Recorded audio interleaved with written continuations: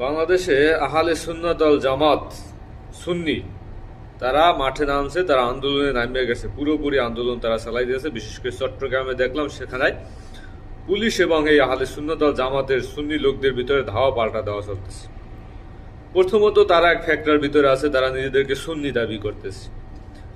এখন এই মুহূর্তে যদি মনে করেন ওমর রাদিয়াল্লাহু তাআলা আনহু তিনি যদি জীবিত থাকতো এবং তার কাছে যদি কেউ যাইতো, যাই যদি বলতো আমি মুসলমান, আমি সুন্নি মুসলমান, তাহলে কিন্তু তাকে সাথে সাথে কাবাতে শরীফাতি করে দিত, তাকে কতল করে দিত যে কি মুসলমান মুসলমান খালাস, তুমি আবার নিজেকে সুন্নি মুসলমান, এই যে ফ্যাক্টরা তৈরি করছো, এই ফ্যাক্টরের কারণে তোমাকে কিন্তু সে মারে ফেলাইতো, যে এই ফ্যাক্টরা সৃষ্টিকারী এর বাঁচতে থাকার কোনো অধিকার নাই। তো নিজেরাই আসলে ফ্যাক্টর ভিতরে আছে যে তারা আহলে সুন্নাত ওয়াল জামাত সুন্নি মুসলমান নিজেকে দাবি করতেছে। নিজেকে কখনোই সুন্নি মুসলমান দাবি করার কোনো সুযোগ নাই, নিজেকে শুধুমাত্র খালি মুসলমান দাবি করা যাইবে।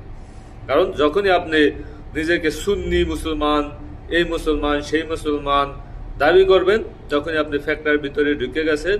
আপনি সেই ওই যে কি 70 কাতারের ভিতরে এক কাতার নাকি জান্নাতে যাইবে, তো ওই বাকি যে আপনার কাতার, সেই কাতারের ভিতরে আপনি পড়ে গেছেন, আপনি আর মুসলমানের ভিতরে নেই, আপনি চলে গেছেন কোথায়? মুসলমানের একেবারে শেষ পর্যায়ে, মানে সুন্নি মুসলমান, যার কোনো নাম ঠিকানা পৃথিবীতে কোনো নাই, যেখানে মানে হযরত মুহাম্মদ সাল্লাল্লাহু আলাইহি ওয়াসাল্লাম বললে যান নাই যে কি আমার মুসলমানের ভিতরে সুন্নি মুসলমান হইবে, শিয়া মুসলমান হইবে, এই তারপর কি যেন আছে আহলে হাদিস হইবে। এই যে একটা আজগুবি আজগুবি মুসলমান হিসেবে নিজেদেরকে দাবি করতেছে, তো এই দাবি এখন আর আপনার এগুলো আসলে আল্লাহর কাছে তো কখনোই গ্রহণযোগ্য না, নবীর কাছেও গ্রহণযোগ্য ছিল না, তাদের যে 4 খলিফা, সেই 4 খলিফার কাছেও গ্রহণযোগ্য ছিল না। তো প্রথমতই তোমরা নিজেকে আহলে সুন্নাত ওয়াল জামাত বা সুন্নি মুসলমান দাবি করে তোমরা ফ্যাক্টর ভিতরে পড়ে গেছো। দ্বিতীয়ত তোমরা নামছো আন্দোলনে। কিসের আন্দোলনে?